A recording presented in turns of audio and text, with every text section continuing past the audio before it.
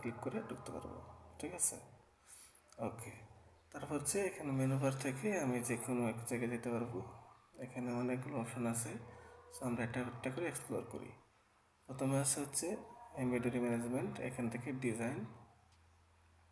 এখানে আমরা পাচ্ছি যে সকল ধরনের ডিজাইন এখানে লিস্ট আছে, আমরা চাইলে এখান থেকে ফিল্টার করতে পারি, ঠিক আছে, নাম, ডিজাইন নাম্বার, স্ট্যাটাস সব কিছু দিয়ে, অথবা এখান থেকে নতুন ক্রিয়েটও করতে পারি এখানে, ঠিক আছে।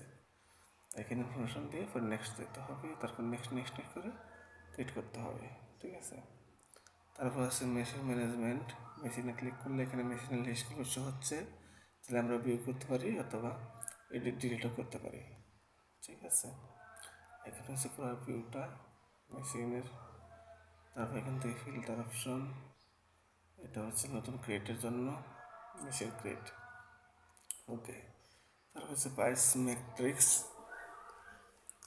এখানে হচ্ছে ম্যাট্রিক্স লিস্টগুলো পাবো আমরা, এখান থেকে ফিল্টার করতে পারি।